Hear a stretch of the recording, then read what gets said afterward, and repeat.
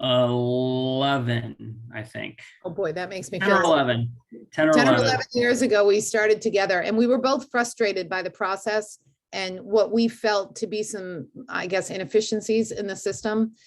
Frequently, staff would come in front of us and give presentations and parents would complain and the staff would walk away and the board member would walk away and nothing would change. Under Chair Hurt's leadership, this committee has completely changed. The input that you provide at these meetings each and every month have a direct impact on the quality of instruction we provide to our students. And I'd like to think the quality of customer service we provide to our parents.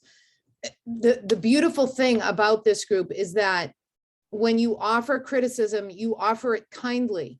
It doesn't come across as a complaint. And as a result, staff is able to take it in and not feel that they're being attacked and actually take it as an item that should be acted upon instead of a criticism to which they have to feel defensive. If I'm making any sense at all, I'm not sure that I am, but having experienced the transformation, I am incredibly grateful. This council, District Advisory Council, is unique because not only do you all come here together once a month, but you also serve on your SACs in your schools. So we have what we call sort of prestigious volunteer opportunities on our committees, on our board advisory committees here at the district.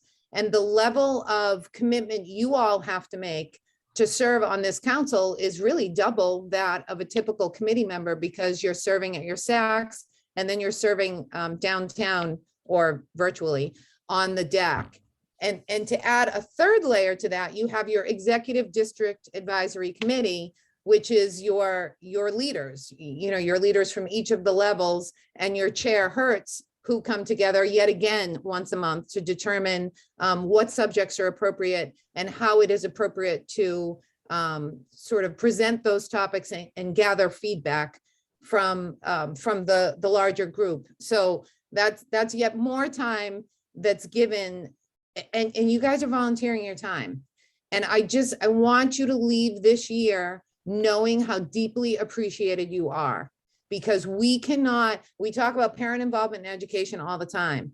And we love those parents that sit down every night, 3 nights a week, whenever it is, and help their kids with their homework or meet with their teachers or send an email. We love those parents that are involved and engaged on a daily basis, but you guys take it a step further. And I know that there are teachers here too, and I'm going to get to you in a minute, but to have this level of parent engagement, it is impossible for the district to be successful without you. And again, I'm going to go to the teachers and I'm going to say, this has been a unique experience for me with the teachers as well. I have seen sort of, or experienced what I feel like is a freedom for you guys to almost speak freely when you're in. I'm seeing someone sort of shake his head a little bit, but I know that we've gotten some actionable feedback from you as well. You have said things that I, in meetings at the district, have heard repeated verbatim as an item that needs to be addressed for our teachers. So please know that the work that you all do here, the volunteerism that you all provide to the district, has an impact on every kid and every teacher in the district. And I can't thank you enough for the honor and privilege of being able to serve with you. In terms of a substantive item, I'm sure you all have read about the math textbook adoption issues. I will tell you that we don't know a lot about it. As a board member at the state level, sort of interacting with other board members across the state, this is impacting districts far and wide because textbook adoptions had taken place in districts across the state before the state came out with its list of approved textbooks. So if I could, Chair Hertz, I'd like to turn the rest of my comments over to Dr. Spiro so he can let you know from his perspective where we stand in terms of math textbook adoption. Absolutely. In fact, I just placed, because of that, that was one of my questions that I just put in the chat in relation to the best standards, because it also plays, I think, a role in that as well. It does. Thank you very much. Good evening, everybody. Mr. Freak and Mr. Hertz, thank you very much for another year served. I think we had a very successful year with DAC. In relation to our math textbooks, last Friday, April 15th, the Commissioner of Education released their final list of publishers that are approved for the math textbooks. Now, math textbook adoption is a very lengthy process. It's very heavily driven by teacher voice, student voice, and community voice, parent voice. And those are the individuals that are on our local textbook adoption committees who make recommendations for a first and second choice of textbooks that we bring forward to the board. Across the state rejected 71 in kindergarten through fifth grade, so elementary, kindergarten through fifth grade. The state Commissioner of Education rejected 71% of the materials, the textbook materials from the publishers. Middle school, 6 through 8, 20% of the materials were rejected. For high schoolers, 9 through 12, 35% of the materials were rejected. So what did they reject them with? Well, they rejected them with a variety of different topics. One, it could be that the material did not properly align to the new best standards. And this couldn't be any more timely because tonight is all about the best standards and a new progress monitoring. So you're going to hear about that. They also say at the state level that maybe some of the materials incorporated prohibited topics or unsolicited strategies, which they are calling special topics, including critical race theory. And so for our experience at the district level, whenever we submit our textbooks to the state, we have not had our first or second choices ever rejected. And to be honest with you, we thought this was going to be a rather easy year because it was mathematics. We didn't think there'd be much controversy with mathematic publishers because next year is social studies where things will probably get a little bit more interesting on the state and local level. So we thought this was going to be a year that would be a little bit of an easier lift for us. But here we are, nonetheless. So what does that mean for us? It means for us in elementary, first let me talk about elementary. The way the elementary purchases happen is they have to be in a bundle. When you make a recommendation, you make a recommendation using a bundle, meaning K through fifth grade with a publisher. And we have our first choice and their second choice. In elementary, the number one choice that we had for a math adoption process, their materials were approved for kindergarten, second grade, third grade, fourth grade, and fifth grade. The only grade that was not approved was first grade. That was because they said they had a special topic in the materials that were not approved. We don't know what that special topic is right now. The publishers are going through an appeal process at the state, and hopefully that information will be revealed for them. For middle school, our sixth grade materials were approved, our seventh grade materials were approved, but our pre-algebra materials, those were not approved. And it was not approved due to standards alignment and again, an inclusion of what they're calling a special topic, which we've yet to see what that is. High school, there's a plethora of courses. And so for our high school folks, Algebra 1 was approved, geometry was approved, Algebra 2 was approved, math for data and financial literacy, those materials were approved, as well as math for college algebra, math for college statistics, those were approved as well. What wasn't approved for us was pre-calculus and mathematics for college liberal arts. So for us, at this point, we are waiting to see what happens with the appeals process with the publishers across the state, as are many other districts across the state. So happens our directors of curriculum are on this call. I am going to put them on the spot. I'm going to ask them if there's anything that they wanted to add in the area of elementary, middle, or high school that perhaps I did not cover completely. So Bethany, Lori, and Candace, anything that you want to unmute, anything that I didn't share that you think would be important for our parents and our teachers to know?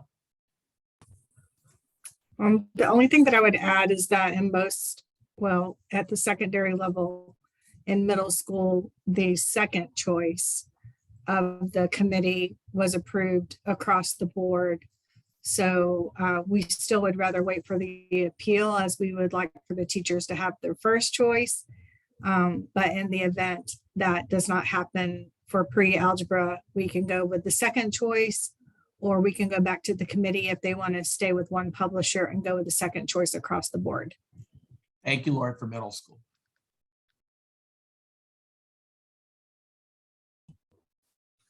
I think you covered it for elementary. I would just add that there, and I don't want to misquote, but I believe in the beginning there was only one, maybe two publishers that were approved out of all of the publishers.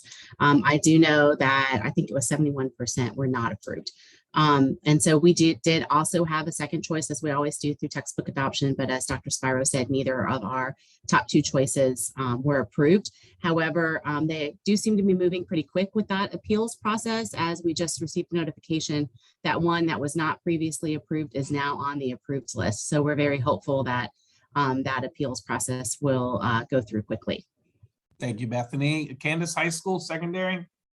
So the only other thing to add for the high schools is we had two courses in there, the mathematics for college liberal arts and our probability and statistics.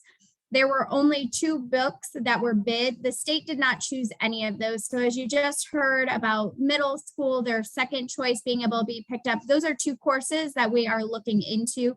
As we are waiting to hear from the state and further information, though, we are moving forward with making sure that we have resources put together for teachers as we are wrapping up the year. So still mapping out scope and sequence so students and teachers are ready to go as we wait to see what happens with the state. Which makes for a natural transition when we talk tonight. So best standards are still happening.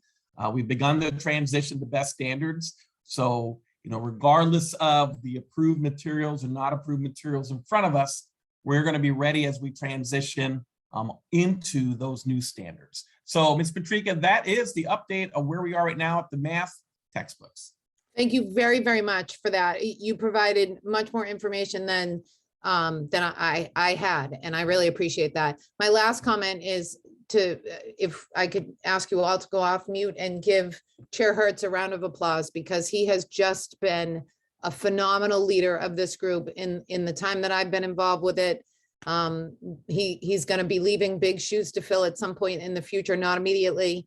And Scott, you're awesome. And thank you for letting me work closely with you. I appreciate it.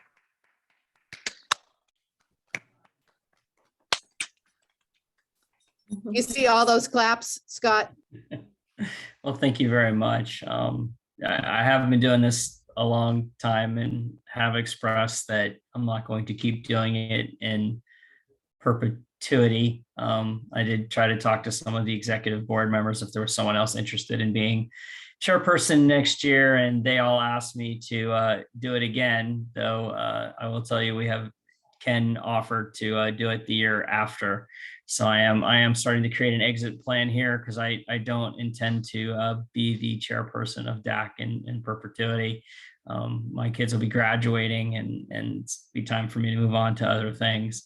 But I've appreciated this, as Board Member Patrika said, and you all have heard me say this a bunch of times, so I won't say it over and over, but this is a hugely different organization or committee to be involved in from when I started 10 or 11 years ago. And I wouldn't be doing this. I told Board Member Patrika, and at the time we were dealing with, we started this change with Dr. Carlin, as a matter of fact, and Dr. Spiro has certainly picked up the ball and run very, very well with it. But I said at that time I was going to get out. I remember having the conversation with Dr. Carlin that I'm not going to do this anymore, that this is a waste of my time. And I felt it was a waste of everybody's time to sit here and have people talk at us and then say, thank you for coming, and leave. I was sort of like, why is everybody doing this? What do you get out of it? What do we give back to you? What are we getting out of this? And you could just send it out in an email and that'd be great. So I don't think that's it anymore. And in fact, we continue to improve. I'm going to segue into the approval of the minutes from the March 30th, 2022 meeting. And I'm going to put in another plug, Dr. Spiro, for any agendas that we have for which the JAM board is an appropriate tool.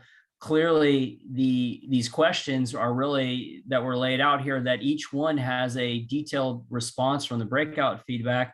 Those were clearly from from the JAM boards. These are the notes we put in the JAM board. And this is, something that Dr. Spiro committed to us that he would have staff do is we would get these sort of very specific and detailed responses along with the person who was responsible or the group that was responsible for providing the response, so that if the person that asked the question or raised the issue didn't think it was correct, you would have an opportunity to raise it again or clarify or do that. I'll point out to you, there was a question, one specific question on, I lost the page I was scrolling through. For example, on page 7, and I will say we have a pagination error in our page numbering, because it says page 7 of 5. So we can get that corrected for our final version if we could. But if you look at page 7, there was a note that says high school day to showcase different high school programs, IB, Cambridge Tech, et cetera, for 8th graders before the open house, so they know the offerings in their zone. And, you know, Ms. Oliveto asked for a clarification. Is this a recommendation for 8th graders to go visit high school campuses prior to high school open houses? So they're telling us, we see your feedback, but we don't really understand exactly what you're asking us so that we can clearly respond. And so whoever offered that feedback, maybe you could reach out to Ms. Oliveto, let them know. And I assure you that even if it's not in her minutes, if it's something they can do, they will try to do that for us, because we keep seeing that over and over, how Dr. Spiro comes back and Board Member Patrica comes back and keeps telling us about changes that are being made district-wide because of things this committee recommends. And you can see there's a number of items in here where the response is, hey, that's a great idea, we're going to do that. Here's how we're doing that. This is a wonderful idea, we're going to add this to the webpage, or here's what we're doing to implement this. And some of these things I am certain came, and Dr. Sproul can correct me if I'm wrong, but some of these responses where they say they're doing things, I don't think they were doing all these things before they got our questions.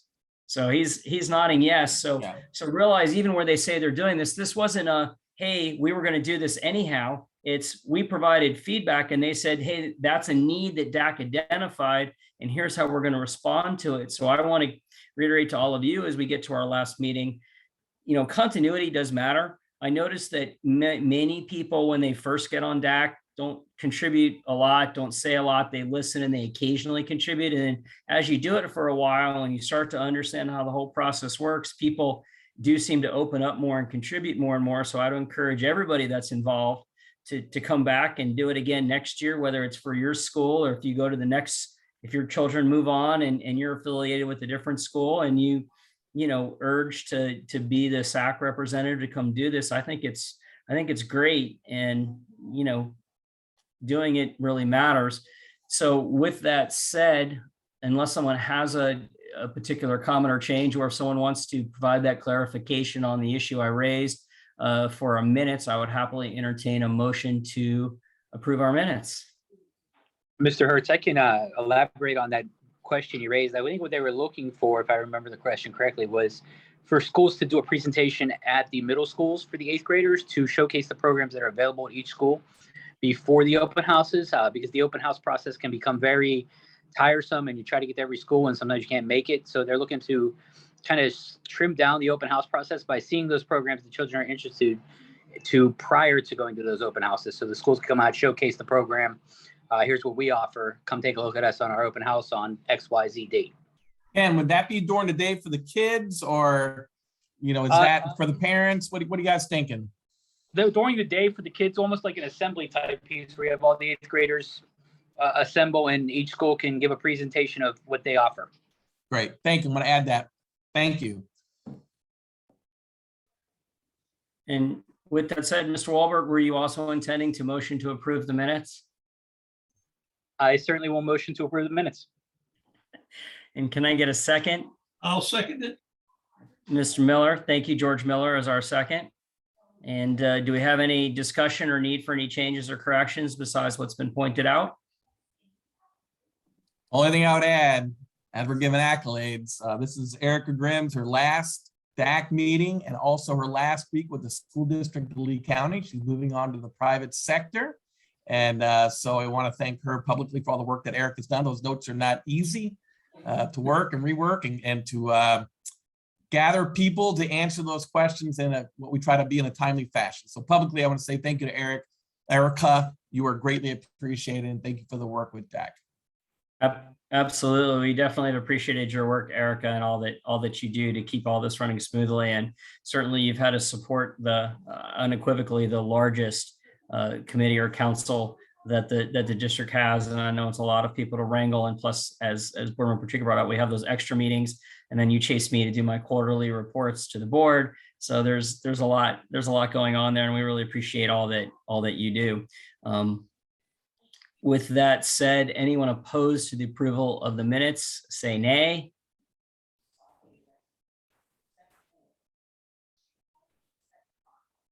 Seeing none, minutes are unanimously approved, and that takes us to our presentation. And then as long as we're doing accolades and shout outs since it's our last meeting, I do have to commend this group of Ms. Oliveto, Dr. Quisenberry, and Ms. Lori Huchin. Dr. Matt Kay, I'm not deliberately leaving you out, but the other three members, I think, win an award of being the most ubiquitous and having presented the most or done the most presentations to our group. And again, I'll commend you. Your presentations have changed a lot. You've really taken to heart the come with the questions, and you did look and you put it in your early slides that you wanted questions in the chat, and I saw you got a couple already. So I appreciate very much that you've changed. You've shown that, and you've led the way, and you guys, work with the jam boards and the other stuff with us as well. So I really, really appreciate that. And I know you're going to have a great presentation for us. And Dr. K, I'm sure you're going to fit right in with these fine ladies. Don't you worry, there's some jam boards coming tonight again. So whoever's taking it away, take it away.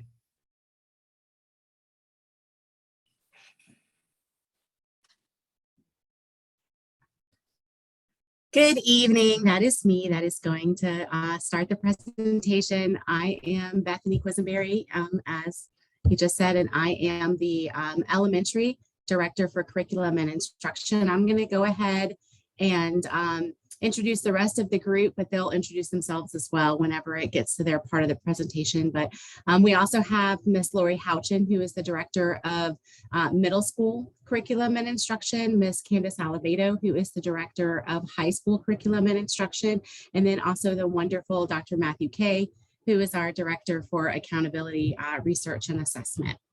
So this evening we are going to give, I say brief because it is brief, but it's a lot of information, because being brief on the overview for the new best standards benchmarks is a little difficult. So we're going to do the very best that we can to give a comprehensive presentation without overwhelming with all of the ins and outs of all of the changes and different pieces, but give you a really great broad overview. And then in the breakout sessions, of course, you'll have time to ask more questions, but then we are also going to have a Jamboard to be able to ask more clarifying questions or pieces that you might want to know more information about, so that we are able to send that information out to you.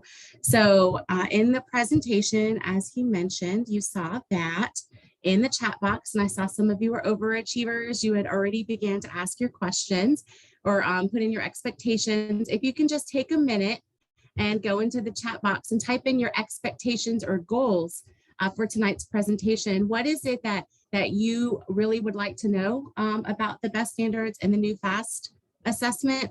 And then, what is your goals for your learning tonight? So I'll give you 1 minute.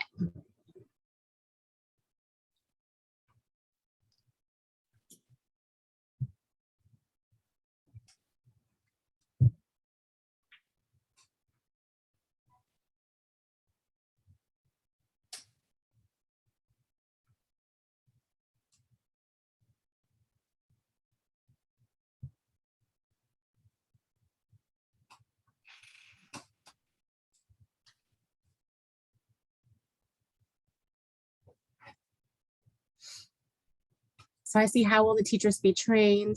An overview of the standards to understand how they'll help our children become better learners.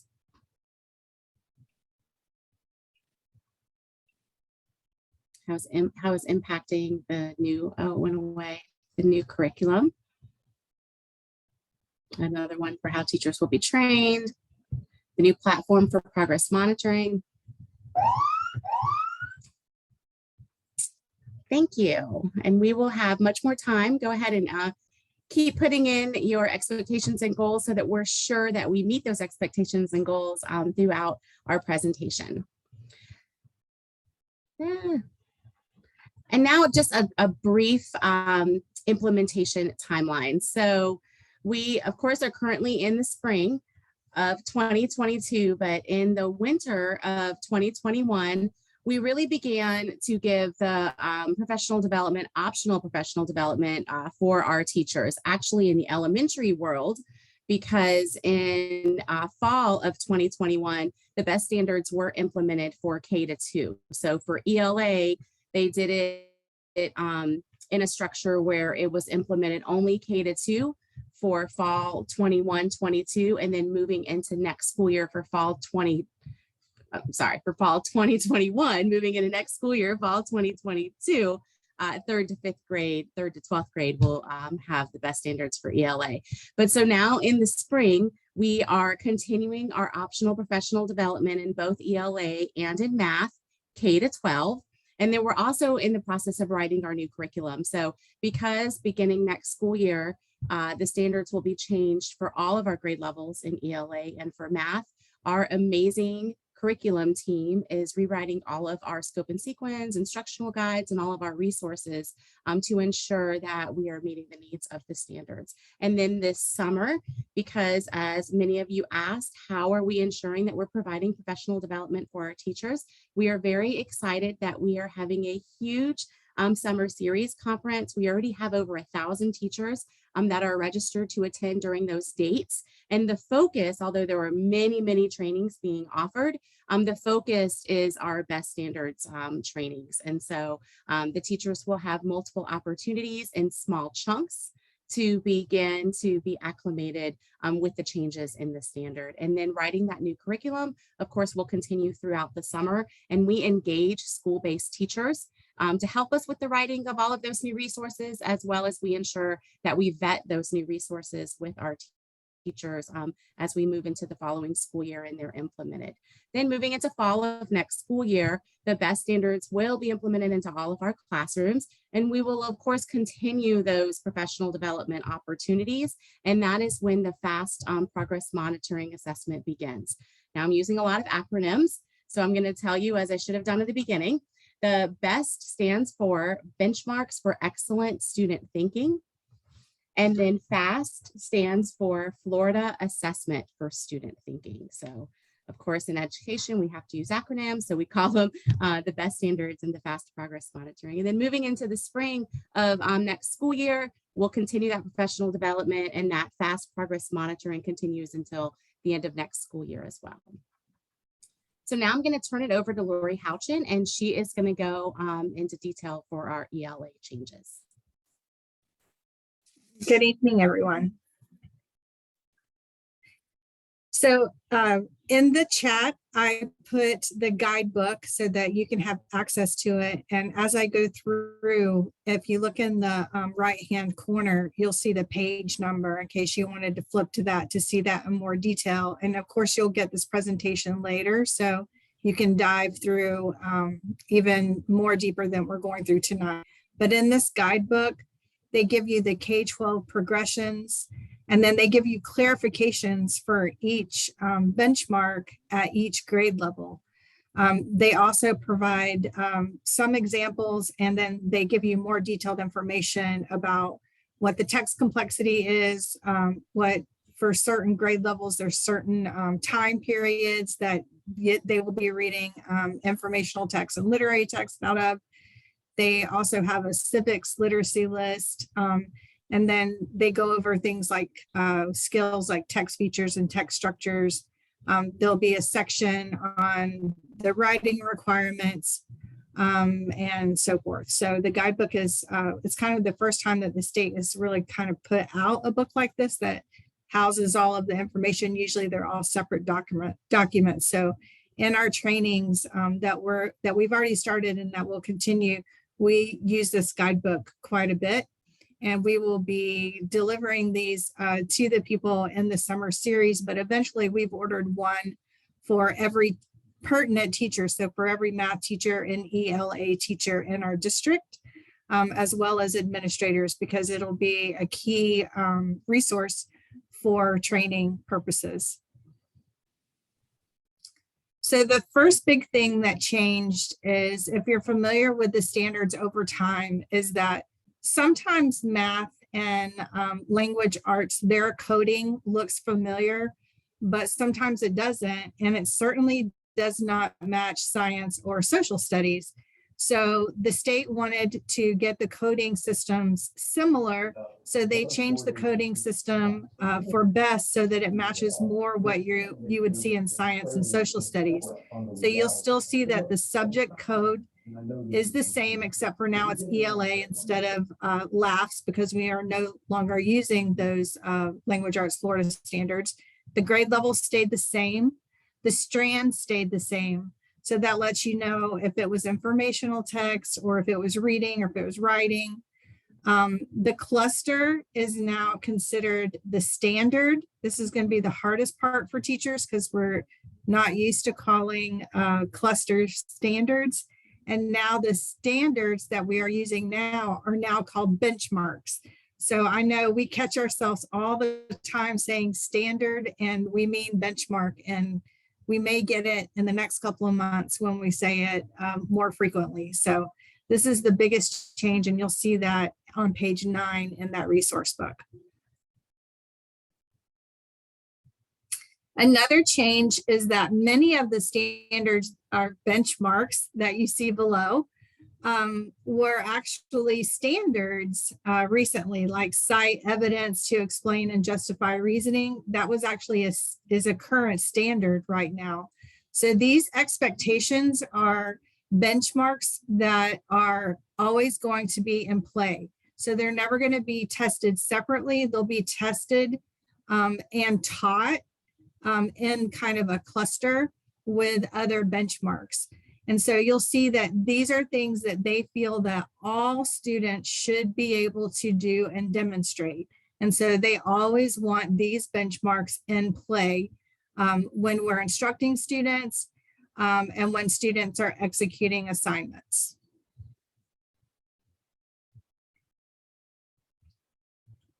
So for the reading part of it, there are 4 strands. There's actually a 5th strand, which is a writing strand, but for the reading part, there are 4 strands. A big change is that the foundational strand used to only be in the elementary grades. And then for secondary, it was only in our intensive reading standards. But now they've included the foundational strand in K12 ELA benchmarks. And because again, this is something that although students may not remember what a digraph is, they use them when they're reading, when they're speaking, and so they're kind of always in play. And it also helps teachers when students come in with some deficits. It gives them a lot more guidance on how to support that student if they have the benchmarks and all of the teaching tools that that go along with those. So, and then you have a reading strand, and the reading strand is divided into 3. So they reading prose and poetry, reading informational text, and then reading across genres. So those are the 3 strands that go with reading. And then you have a communication, which has communication through writing, communication orally, so when they're speaking, looking at the conventions, so their spelling, their grammar, using it in research, and then when they're creating something or collaborating with something, collaborating with others, that they are using these communication benchmarks. And then the final is vocabulary, and that's broken up into 3 benchmarks. So vocabulary that they will be learning in their core academics, morphology, which is like roots, prefixes, suffixes, and then context and connotation is words that they find in context or that have specific meanings. So these are the main 4 strands, and these are all of the ones that we will be instructing on, but students will also be assessed on these strands. Another new thing, which this is something that I really love about the new standards, is in the past, we've always taught standards in isolation. So we taught, even though when you're reading or writing or communicating, you're using multiple skills at one time. Before they isolated it standard by standard by standard. So now these standards are now benchmarks and they stack them. So they do like some purposeful combinations of standards so that students finally start to have that transference of knowledge of knowing that when I'm reading for central idea, I'm also looking at key vocabulary words. I'm also looking at, can I support that central idea to know that's my central idea? So it's a combination of standards that they use together. So there's the Spotlight benchmark, which is the main standard that we're concentrating on. It'll have those EEs, those expectations, those standards that are always in play. There were 5 or 6 of those. And then any accompanying benchmark, and that will be determined by what text or what skill we're doing. So what other benchmarks come into play that we stack together.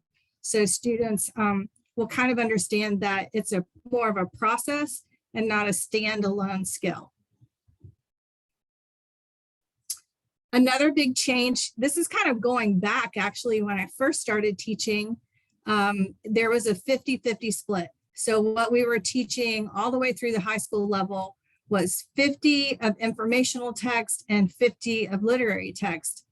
And then it moved, elementary's always been 50-50, but secondary moved to, or middle school moved to 60-40, and high school actually is 70-30 currently. So now with the new BEST benchmarks, 50% of what we're teaching with the new benchmarks will be informational text and 50% will be literary, and that is K through 12. So there is no change across the grade levels. And then another great tool that we're using, and we actually have these now for labs for our current standards, are K12 progressions. These are an amazing teaching and planning tool. So it lets us know how the standard progresses from kindergarten all the way through the 12th grade. And then you'll see, if you look on page 13 in this guide, you'll see that some words are bolded. If it's bolded, it means that a new skill or a new level of difficulty was introduced at that grade level. So it shows you're able to easily glance to see, oh my gosh, there was a jump, you know, in say analysis, their jump or went all the way down to 3rd grade. And then from there, it builds from there. So you're able to tell like how that skill progresses. And so that helps teachers keep up with the rigor and the nuances of the benchmarks. So it really helps with vertical planning. It really helps for students that are really doing well with the benchmark and the teacher wants to push them further, then they can kind of look to see how that skill is going to advance and give them more rigorous material, and or the opposite. If a student is struggling, I can go back a couple of grade levels and see what the skill was at that grade level, go back, do some remediation, and then move back up to grade level. So it's really great for both enrichment and for supports. And now I'm going to turn it over to Ms. Candace Alivedo, and she is our math expert, and she's going to take you through the math best standards. Thank you, Lori. And just like Lori did for ELA, inside the chat, I just dropped for you the best math guidebook. So it's another tool. You can open up that PDF and follow along the same way as you can for ELA, but we were very excited that resource was published. So one of the first things that we wanted you to have our guiding documents is we really go out to the DOE website and see CPOMs for all of our resources. That's where everything lives, where we're accessing all of our new resources. So those have been linked here for you as well. Because in math, just like we heard Lori talk about with ELA, there's some great new resources that the state has put out for us this year that we have not previously had. So here you're going to see the same piece that we just talked about with ELA we have for math. So we have our guidebook here. And the first big piece that we are going to talk about and dive into a little bit further is our mathematical thinking and reasoning standards. So these are pieces that we expect to see in play and really engage students in how to engage with mathematics, that thinking piece of it.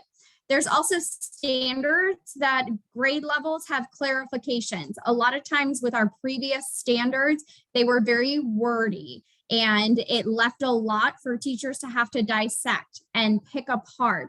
And we constantly had questions. Now inside here, it's very clear what the expectations are for those standards.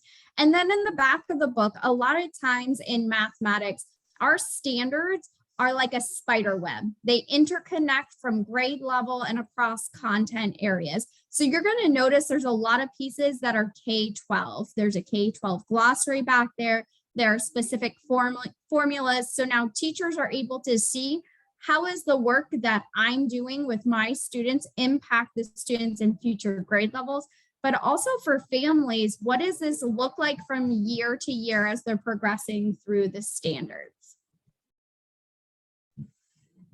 As the state and educators came together and these standards were written, you're going to see here some of the guiding principles.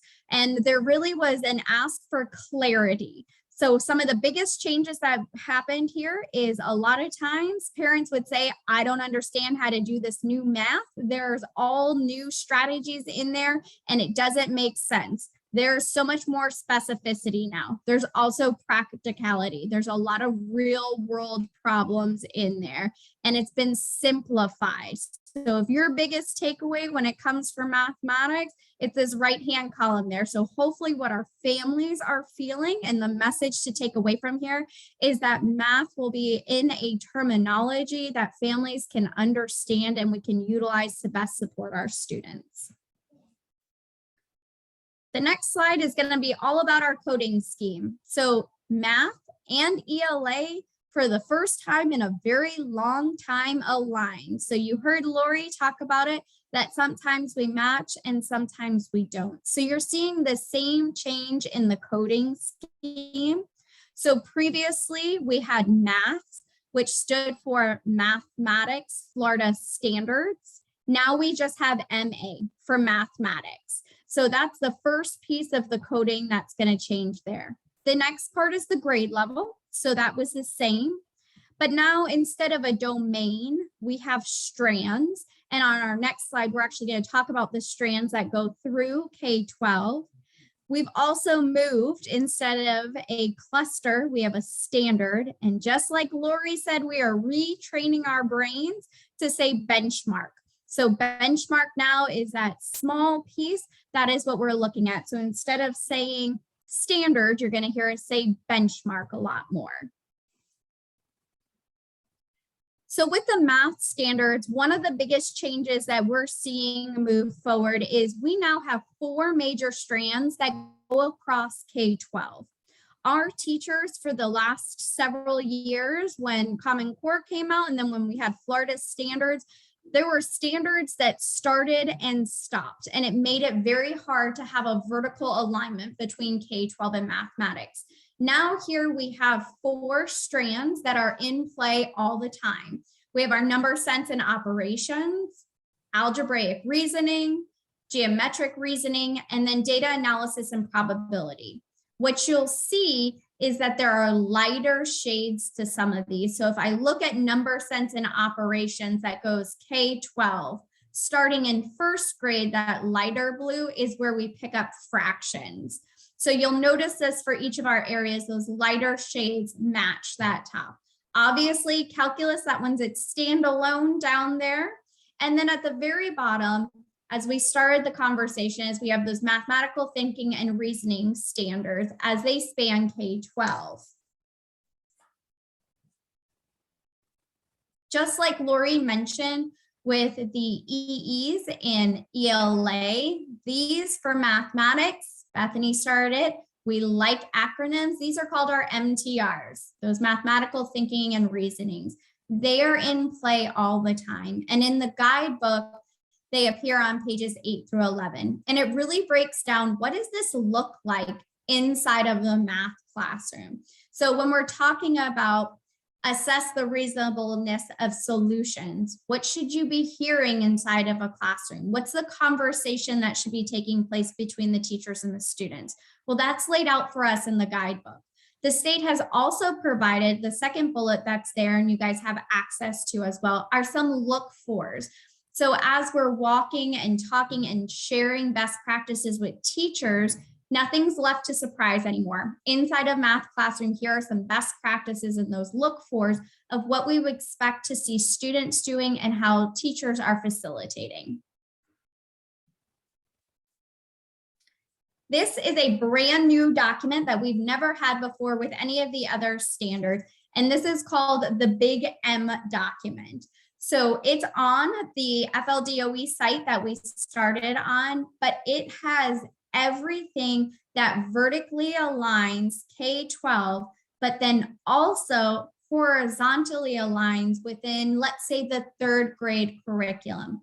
And it provides very specific teacher components of how far to take that standard. It gives all of that benchmark. See, I did it. Take the benchmark. It provides the clarifications. It gives examples.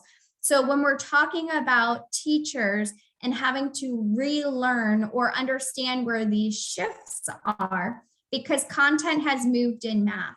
Things that we used to teach in middle school has moved to elementary, and things that were in elementary has shifted up to middle school. This document helps outline those pieces for teachers and will become a very big piece of all of our training components that Dr. Quisenberry talked about early on. This next slide just breaks that down. So it just gives a visualization. When we say taking it apart, it takes the standard down and it really helps provide where the vocabulary, what's that alignment piece, what are the purpose, and helps provide teachers a resource of how to teach that math. So it's kind of that on the spot training guide that's built out for every one of our math courses. Just like Lori had closed out with the ELA, we also have a K12 progression. So those documents can be found there, and it just articulates again that work that goes K12. Some of those biggest shifts that we've already mentioned is the clarity, but also where some of the content has moved to. This K12 progression allows us to work with our teachers so they understand what content they're now responsible for and what has moved to specific grade levels, ensuring that as we make this change with our students, our teachers, that there's no gaps. Because now where money may have been taught in one grade level, that has shifted. So it's important that we don't leave students with gaps in their education, and these vertical progressions allow us to do that.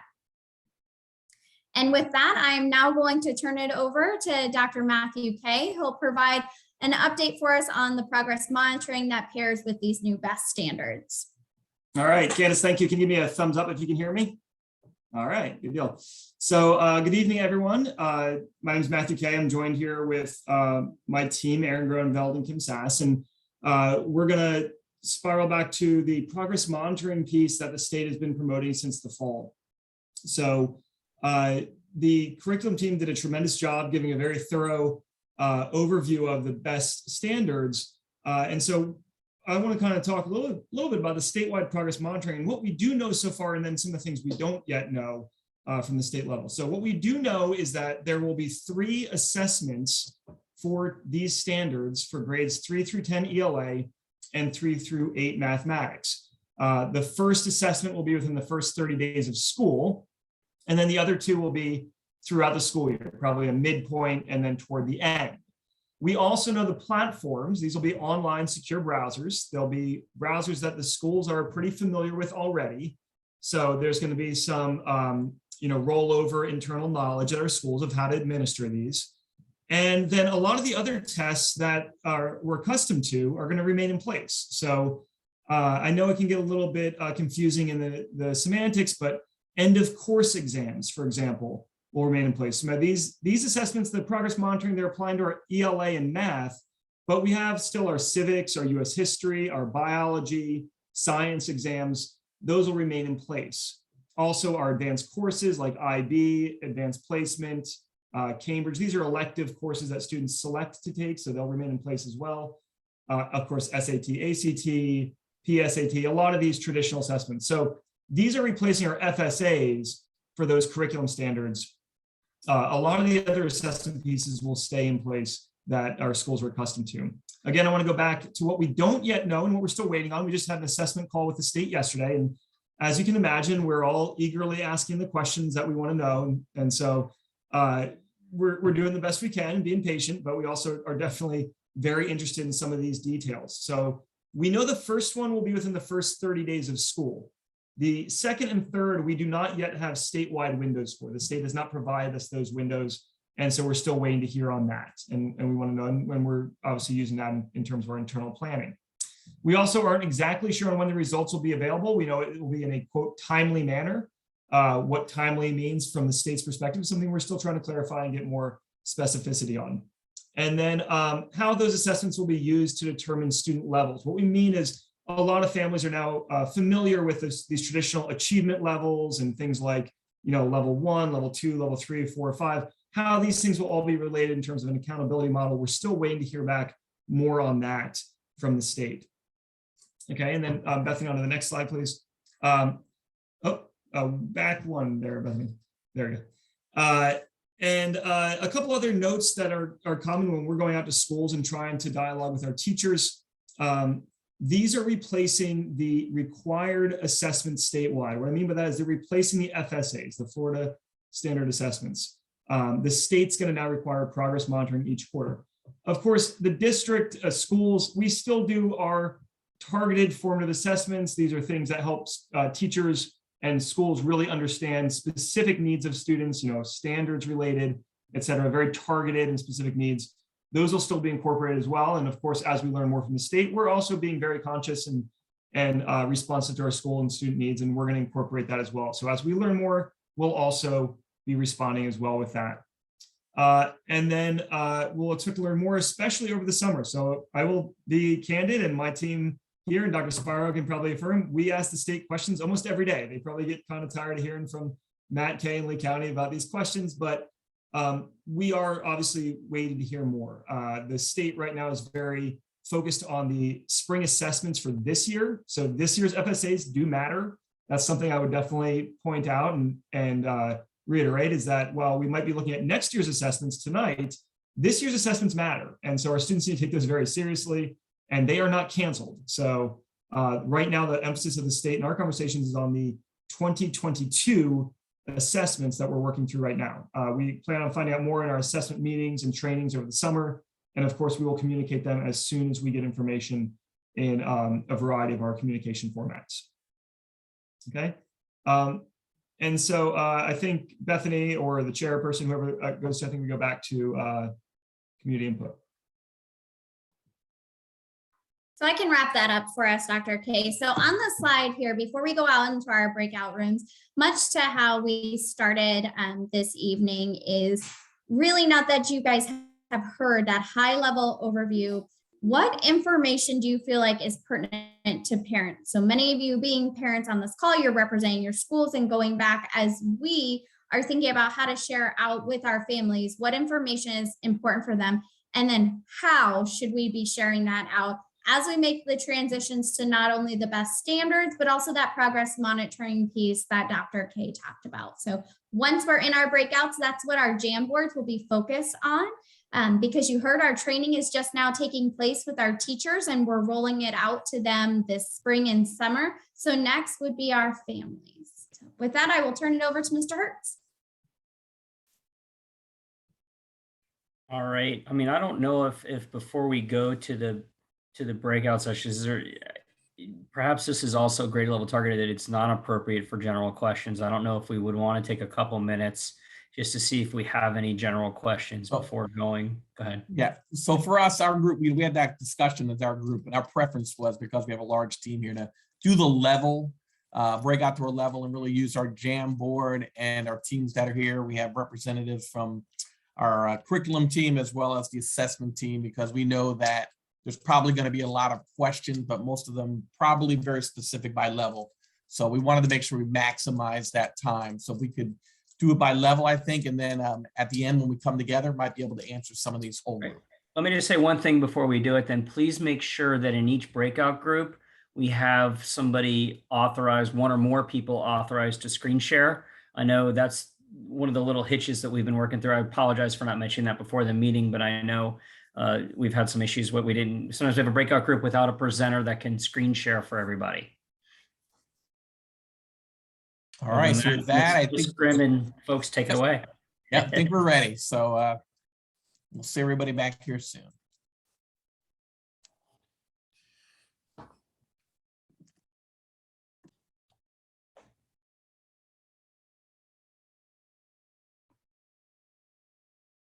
Ms. Patrica, what room did you want to go to?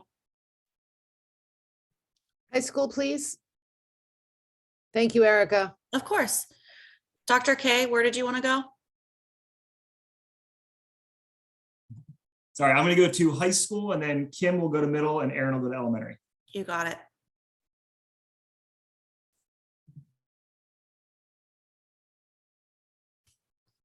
And then Brett Borshell, where would you like to go? High school, please. Miss Gibson, elementary, middle, or high school? I'm sorry, elementary, please. Jenna Andel, elementary, middle, or high school? Elementary. Jocelyn McCleary,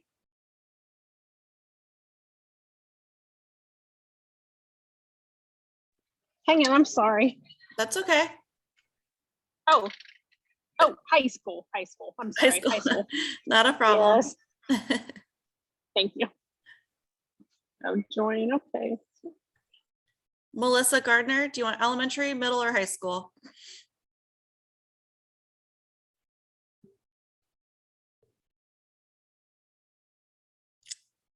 Suzanne Morales, elementary, middle, or high school?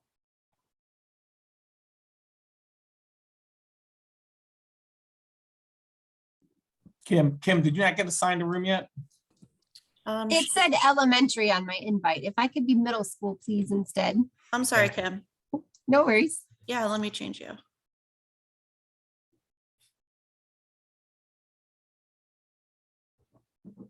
There you go. Melissa, do you want elementary, middle, or high school?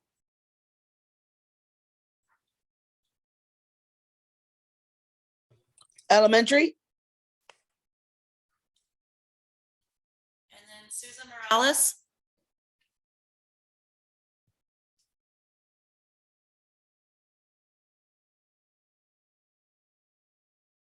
All right, boss, where do you want to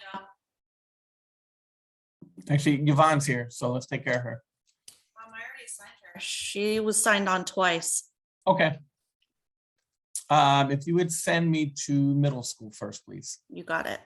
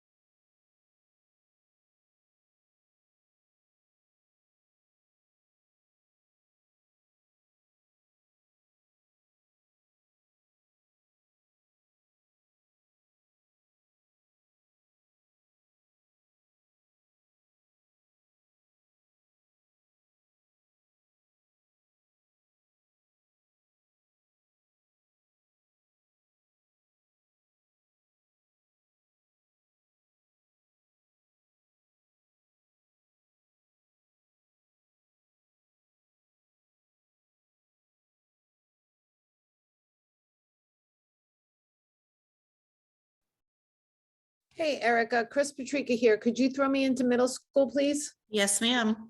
Thank you.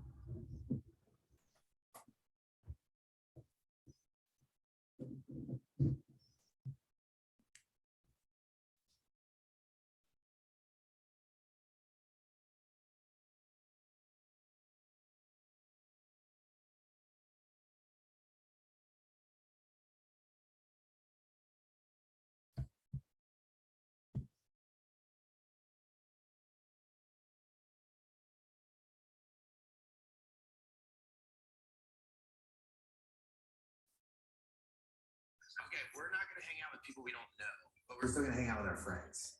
That's probably the worst.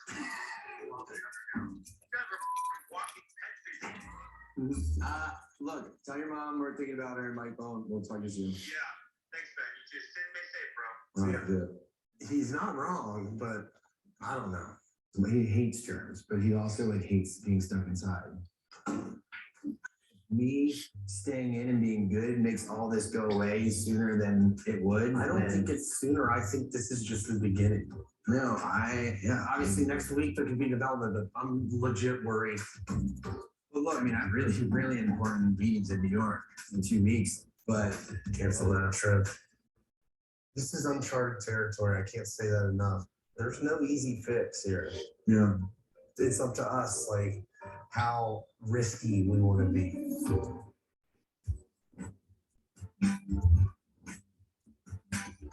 I'm excited. Are you hungry? Ice cream. Hey, buddy. Hey. How are you? Hey, little stunner glasses. Well, Good genes. Literally. good You've genes. got great genes. Thank you. Guys, let's get food and stuff. The most important thing to look at is the Sundays. Can we get some ice cream? Why don't you get some ice cream?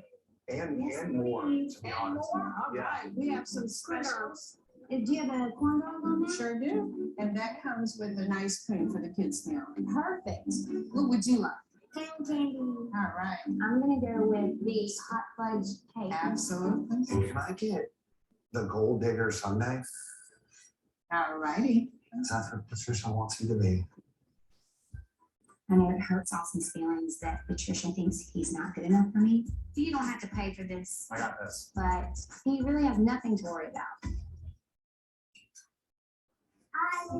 There's tattoos over here. Here? And we'll bring everything out to you. Thank you. Is this a tattoo? Let's see. Oh, wow. What is that? That's a skull and a scorpion. That's it. That's. Yeah. I'm gonna hold and Madison's gonna press. Mom, Mama's gonna press. where at, babe? Right there. Oh. You look bad to the bone. Oh, you know it's real. Yes, that is the boat. Who's ready for Sundays? This one is yours, the gold digger. Thank you. And this one is yours. Gold digger. There we go. Thank you so much. I know what you want to do. Eat that cherry right at the top. Do you want mine? Thank you. Thank you. I love that Austin has been stepping up with Hudson. Can you put the tattoo on me? We are kind of like a little family. Now smooth it over. So I could see Austin being a stepfather if things continue to go how they are right now. Hudson. Oh, boy. wow. We're washing hands after Yeah, this. we're getting sick. I see it. Speaking of sick, Pat's in quarantine. Yeah, I talked to Whitney. I said, oh, you're going to come out sooner than you think. Because I know you're not going to let one gray hair poke out. And what did she say?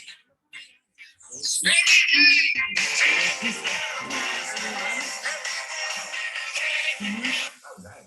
Who lived it never got up? Yeah. Wow. Amen.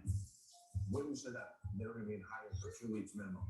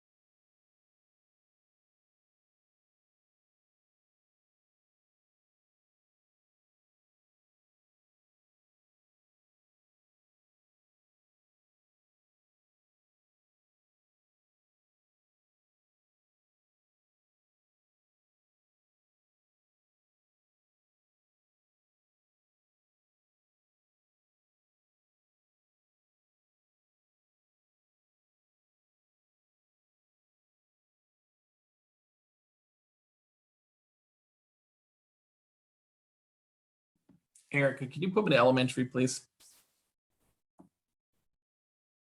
Yes, sir.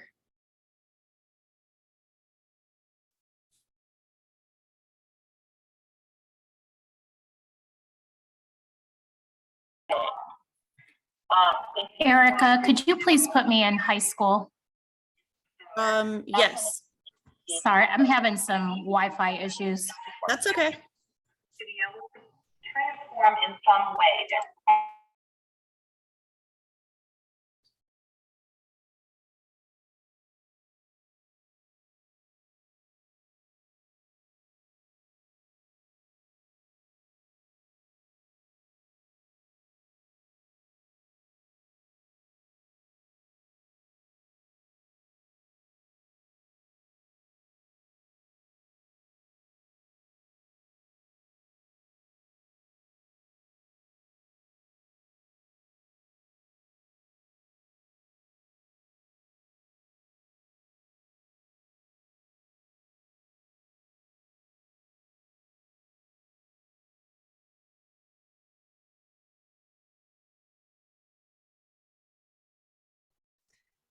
Erica, before I ask you to throw me into elementary, I just want to say thank you because you've really been fantastic. I'm sad that you're leaving, but I'm excited for you and your new opportunity.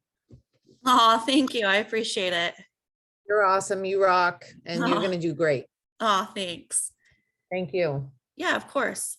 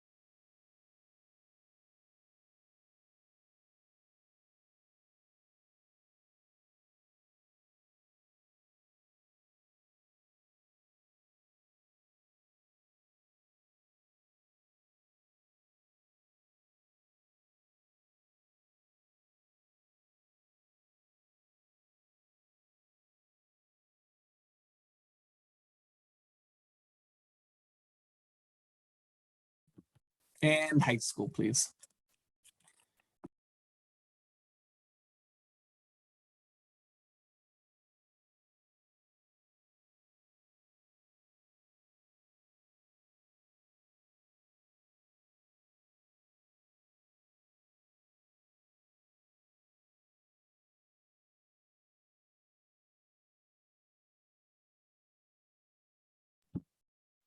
Could you put me in a high school?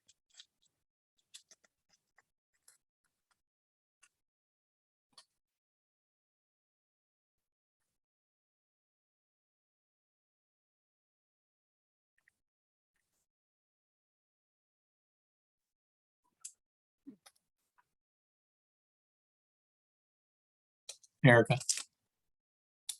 Sorry, I was Clayton was on the phone. I'm sending you to high school. Yes, thank Okay, you. you got it.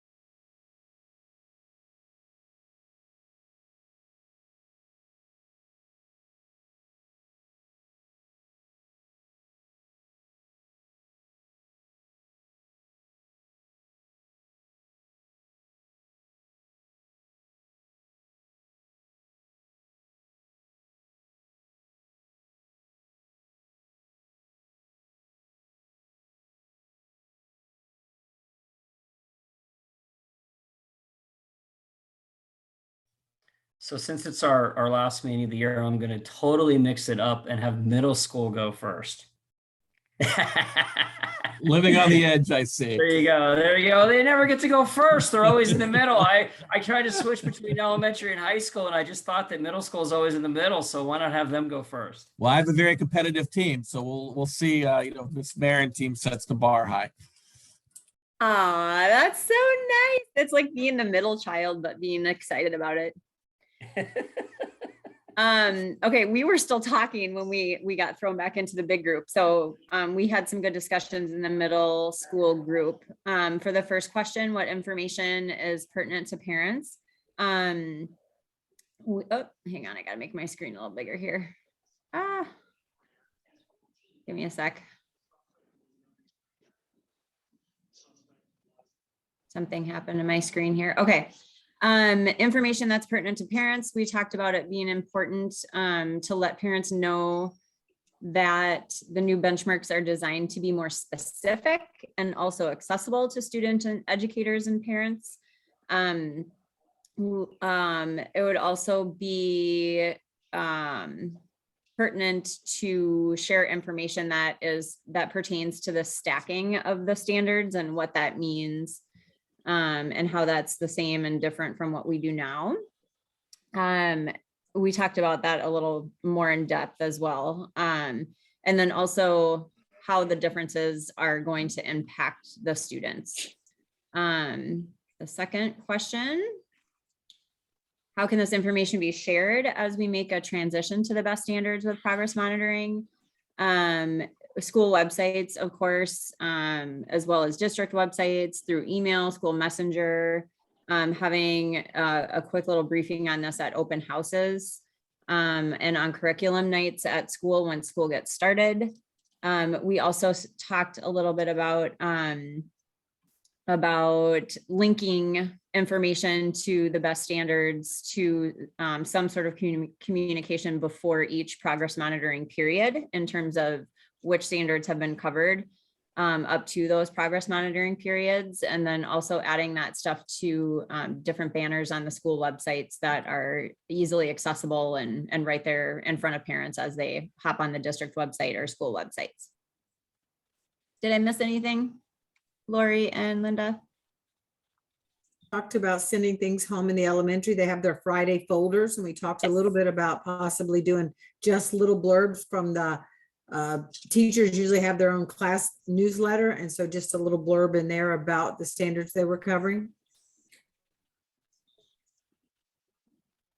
I think that was it. All right, let's go to elementary school. Hello. All right, so if you can please show the slide for the Jamboard, please. Thank you. Slide one. Awesome. All right, so same two questions. What information is pertinent to parents? Going off number one, what are the page numbers was a question asked, and the guidebook that was shared tonight for those real world examples for parents and teachers to help explain the benchmarks to the students. The response was it will be looked up and pushed out in the meeting notes. So you'll have to check back for the meeting notes for tonight's meeting. Number two, what are the desired benchmarks for each grade level in course? See the best standards guidebook, that would also be in the notes. Three, will the students have enough gaps in their learning will the students have gaps in their learning because the standards are changing? And also tied in with number four, parents need to know that we are going to address the gaps that are being created when changing to the best standards. So will the students have gaps in their learning? They should not. The whole purpose is to go through and make sure that we fill in those gaps. Number five, what are the expectations for parents with the new standards? I actually did not get a response on that. I don't know if my speaker went out or what. So if someone has any answers to number five, you can let me know at the end. Number six, I feel the change in testing, this is just a comment. I feel the change in testing is going to be the most impactful to parents. That needs to be communicated to parents and to students. You don't like it? 7, Sherry Gibson, you're unmuted. 7, have curriculum night during the first quarter. Someone added on to that saying quarterly curriculum meeting nights would be beneficial, just so that parents and students just are more familiar and comfortable with the curriculum. Number 8, so many parents are scared of the math, or as you said, the new math. I think we should really stress that they are going to be able to help their child and start making math a more positive subject and not fear it, since a lot of parents still fear math and don't know how to help their kids with math. So this new best standards would be able to help parents feel more comfortable to help their kids with that. Number 9, communicate what the MTRs are and why they're important. This may minimize some of the negative feelings that parents have and about how math is taught at the elementary level. Number 10 was a question, are there best standard alternative standards for students who have cognitive disabilities and are taught an alternate curriculum? In addition, are students on alternate assessments taking an alternate FAST, which is the new state testing? The response was no, they have not pushed out any of that information yet. As far as cognitive disability students, we don't have any information on that. Number 11, is there a plan for progress monitoring for K through 2? The response was yes, there is a plan for progress monitoring for K through 2. It's from the state level. Pre-K through 2nd grade will take a computer-based test. The state will decide or determine the dates on that. Number 12, we don't have the dates yet. Number 12, if pre-K through 2nd are going to be progress monitored at state level, will their scores impact school grades? The response to that was it does not specify that pre-K through 2nd grade will be included in that. Historically, they have not been included. So we don't think that they will be, but we'll have to get more information on that. 13, it might be important to provide reasons to parents of why the change and the overall goals, just so that parents are more aware. And I can't see if that says 14 or what, but as a parent, I honestly have no idea what the standards or benchmarks are. Despite going to curriculum nights, there were only 5 parents who attended each of my kids' curriculum night, and it was very informal. And then if you can go to the next slide, please, for the second question. Sorry, this is long. The second question is, how should this information be shared out? 1, most schools have a curriculum night. That would be a great way to inform parents. Food is never hurts at these events. It'll entice parents to show up, maybe get a free meal or a free snack. 2, information should be provided in writing, ideally at the meet the teacher events, as well as sent home on day 1 of school. 3, someone said they'd love a monthly or quarterly newsletter to inform her or of what benchmark will be taught on her child's grade level. So just a monthly or quarterly newsletter from the teacher or the school. 4, schools monthly newsletter from the principal. So as you can see, this is like a resounding answer, is that the monthly newsletter or quarterly newsletter from the school would be impactful. Can't remember why number 5 was SAC meeting. Somebody can add to that at the end. Newsletters from schools, again, via students.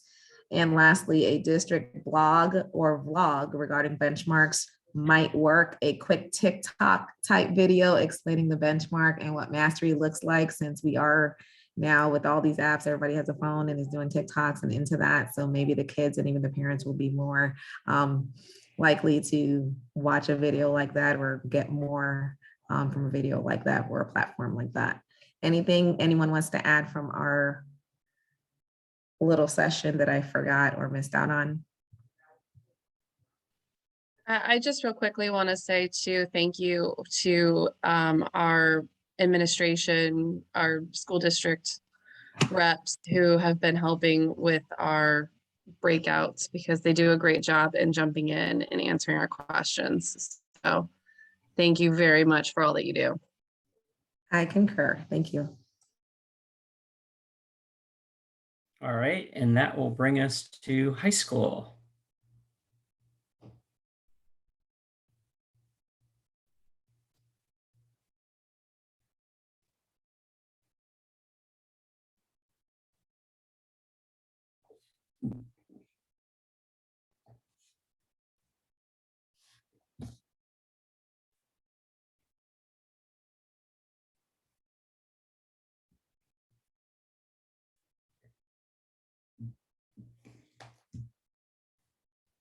Louis, you're muted. Thank you very much. Okay. Looked like you were talking. I was, yeah. All right, so what information is pertinent to parents? And there were 10 questions here. Does my child have to relearn anything? There's not relearning as much as maybe restructuring and figuring out how to take things from A to B in a different package. How does this affect EOC exams versus teacher given final exams? The EOC exams, the way we talked about it is that the EOCs will be this year, but next year they'll be progress monitoring throughout the year for high school. The students will still have to have progress. They'll still have to have move forward, but it'll be a different format as far as the exams are concerned. There won't be one at the end of the year. And later on, we'll learn also that students won't be getting an EOC. And if they, at the end of the year, if there's an exam they have to take, it'll either be the assessment for ACE or AP or IB, but they won't be having to take both a teacher exam and a state assessment or a national assessment. They have to take one or the other. And if they should take the one at the responsibility for the end of the year, that will be given by the class that they're in, but not necessarily the teacher. And what if I'm a good student in math and I want to take, and of course I want to take is not offered. The answer was given was very good, is that there are a lot of classes that are above the regular average.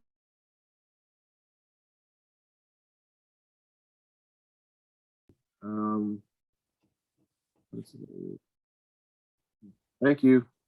How does this affect my child entering middle school who may have passed algebra? And I think the answer was given that the student will go into the geometry class as opposed to algebra, because I think the progress is algebra, geometry, and then algebra 2, if I'm not mistaken. So the student will go into geometry, and it shouldn't affect them that much at all. Will the new BEST standards involve a new format of the state assessments? Yes, there'll be an FAST given as opposed to the FSA, which is this year. So it will be in tune and aligned with the new curriculum or the new assessment goals that they have. So Florida assessment standards will be, Florida assessment state standards will be the new ones. How does this impact ACE IB classes like the ACE Gen Ed paper requirement? I don't believe that it will. I think that's one of the things he said, that it will not assess, it won't affect it. The standards will be the same, except for you understand that ACE has a certain set of standards, and the BEST standards will probably pretty much align with them, because all teachers are going to be teaching towards those standards. And basically, if you're an ACE teacher, you're going to have to use those same standards for your own students as far as the non-ACE students. So everybody's taking a general paper anyways, that's junior year. And so everybody will be geared toward that. So it really won't affect it that much. What are enhancing, including with what are we enhancing, including with the curriculum to manage student anxiety as we now add more tests and benchmarks? And that goes back to the same one about the high performing students. So there'll be a more, and that being asked, I think will be answered. The fact that we've asked that question, it will be answered because Olivet will be able to take that back and kind of include that in with some of the questions that they're asking each other. The reading is 50% literature now, and that's one of the things that people should know. Parents should know that 50% literature based and informational based is what will be on the new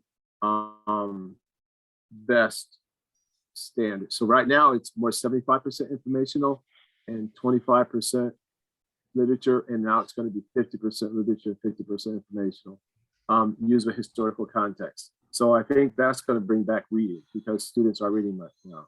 They should, but they don't. How should this information be shared as we make the transition to the BEST standards for progress monitoring? We had 5 answers there. We had more discussion. A presentation similar with the one you gave tonight as PDF sent to parents through a school messenger URL would work. Beginning of the year assembly at high schools to stay don't so don't get stressed. The changes, what? Beginning of the year, assembly at high school. The changes are then substantive in terms of writing material. So I think that's a good idea to have assembly at the beginning of high school. Parents need to hear the simplified to the point version of why and what we are changing in regards to the standards. So we talked about that. We wanted to have some meetings at the beginning of the year for some schools where they would actually talk with the parents and help them to understand what's the new changes, and preloading remaining PLCs, garner buying preschool with cadre trained. Okay, so having cadre trained instructors to explain to the PLCs. And I think that's one of the things you'll have at the beginning of the in-service, at the beginning of preschool, is you'll have teachers going to their preschools through their particular subject areas, and that's where they'll be trained so they can understand better. And anybody have anything else to add? Lo puedo hacer en español si quiere, a regresar a ser número 1. Lo puedo hacer todo al revés en español si quiere. I'll do it all over in Spanish if you like. That'll help. I appreciate that, Louis, but I think everyone might rather go home. Sí. Sorry. So that'll take us to, and I realize I think I skipped something this evening. I didn't have anybody speak up, but if there's any members of the public that are not DAC members that wish to make a comment on the best standards or the FAST assessment issues, now you would have an opportunity to make your comments to the DAC committee.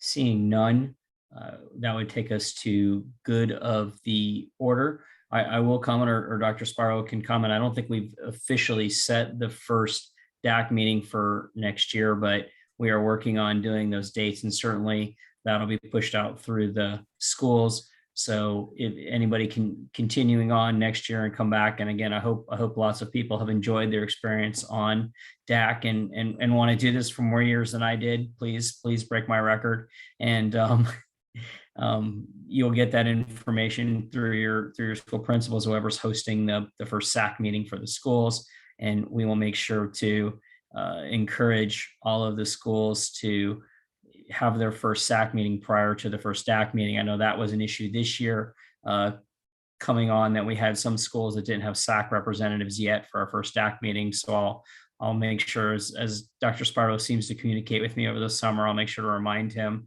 that we tell all the schools to do their SAC meetings first. I see, Yvonne, you have something for the good of the order.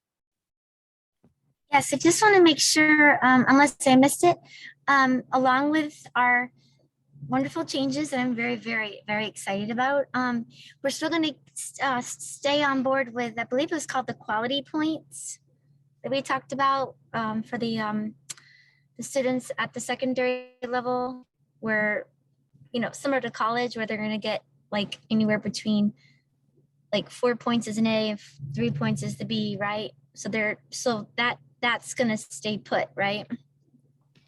Does that make sense? Yes. Yvonne, yeah, quality points are not going anywhere. So we made that shift this year. This will be our first full year, but we'll continue to have that in place in future years. Excellent, because we don't want to undo what we've already started. And I think this will kind of dovetail in real nicely. And then I had an aha. I believe I heard our representative from the high school, Mr. Lewis, you mentioned, or it was on the Jamboard, there was a question about the EOCs. And then I believe it was maybe shared that they may go away, but I thought that's how the students show mastery of, let's say, your geometry and your algebra.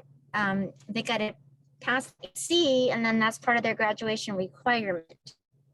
Unless I'm missing something there. Yeah, Yvonne, I can just jump in there. You're correct. The EOCs, and this gets into kind of the semantics of all the different testings and everything, but the EOCs are for a few specific courses, the middle school and high school levels: civics, biology, US history, algebra, geometry. They're currently going, there's no plan currently to take them away. They're still going to stay in place. The new progress monitoring is going to align to the best standards. That'll be the grades K through 10 ELA and K through 10 math. So I like You're it. I correct. wondered, It gets into the how are nitty you gritties gonna- of the different assessment definitions, How but are you're you- correct. The EOCs are still going to stay in place. yeah, you gotta get those graduates to graduate. You can't take the EOC We away. do, That yes, would we be do really need to take tricky. this very seriously. Yeah. All right. Sorry, Thank sorry you. to make that confusing. Sorry to make that point confusing. All right. And Ms. Howell has Thanks. something for the good of the order. Yes, I'm bringing something via a parent that commented at our last SAC meeting, something that the district needs to look into, but her comment was that it's a parent that I taught her daughter 2 years ago, and she contacted me via text, and she wanted to know what's the name of the district's tutoring program so that she can sign her kid up for tutoring. I told her the name of it was Connect with Lee.